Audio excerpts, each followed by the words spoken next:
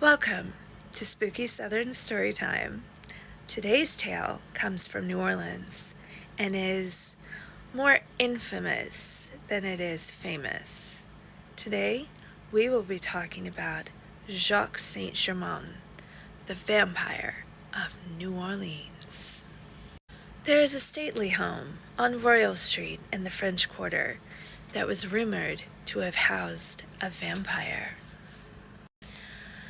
As the story goes, in the early 1900s, between 1902 to 1904, a wealthy middle-aged man by the name of Jacques St. Germain moved to New Orleans from France.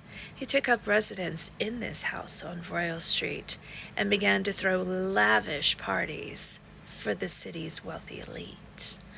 Everyone from the mayor to all of the people from the Garden District, everyone with money who had money, with any sort of status, were at these parties. He would throw them going well deep into the night, wonderful meals being served, wine flowing effortlessly, but curiously, he never partook in any of it. He regaled his tales of ancient times to his guests, almost as if he had witnessed them himself.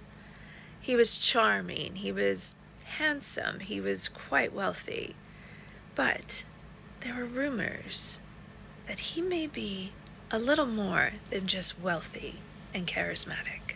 He claimed to have been the descendant of the Comte of Saint-Germain, who was an 18th century adventurer, musician, and most importantly, an alchemist.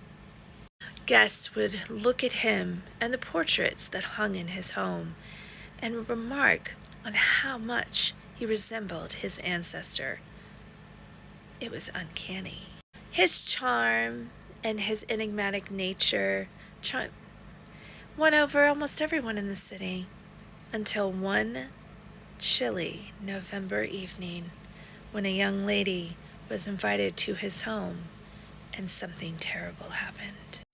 She was standing by his fireplace mantel, looking at the objects that stood on it, when suddenly he lunged for her, but not just any part of her.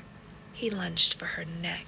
He bit down and she screamed as he attacked her, but she was able to get away, jumping over the balcony into the street to escape his grasp. People below surrounded her, noting that she had drops of blood dripping from her neck.